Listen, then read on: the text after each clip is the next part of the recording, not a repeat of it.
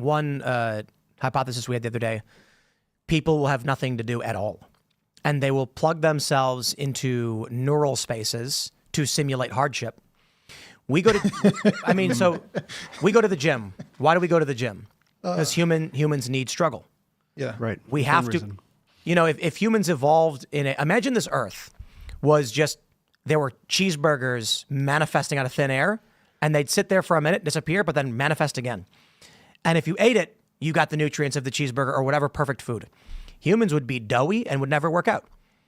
But humans needed to farm and work hard and struggle to survive. And now that we've made life easier, if we don't do those things, we actually get sick. We need exercise. We have to constantly be working. So we simulate the struggles of survival to maintain our bodies. What happens when AI rolls out with these neural spaces? AI has taken over every job. Humans have infinite food and have no reason to do anything. We're going to put ourselves into fake universes to simulate hardship because we need the conflict to survive.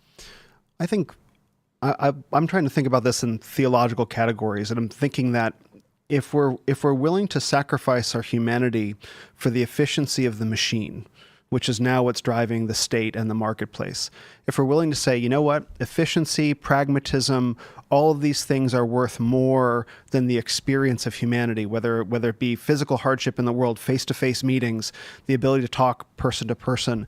If we're willing to make that sacrifice of saying, you know what, an individual human life, not a big deal. We have to really sacrifice for the good of the marketplace. I don't think that that's ultimately a sustainable equation.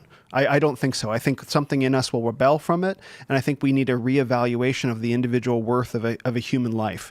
Humans are made in the image of God, and if we really believe that, then we would say, then there's something very good about creation, about this, about the dirt, about the sky, and I don't know that God said there's anything very good about the virtual reality world that is driven by the machine God. And so I think if we can start thinking in those terms, like, no, there is something very good about this, we can say, yes, technology has its place, and I don't mean to push it out entirely. Technology has been an enormous blessing, and that's part of why we don't have to do these Mayflower journeys anymore. But the right ordering of it in terms of how we conduct our lives is very important to think that way. It's too easy to fall into, well, I just want to do it for convenience sake instead of evaluating the morality of it, the theology of it. And that I think we really need. And to the Christian conservative point, having children, discipling their kids that your body is good. The earth is good. And I think that can be a bulwark against a lot of this. At least I pray it will be.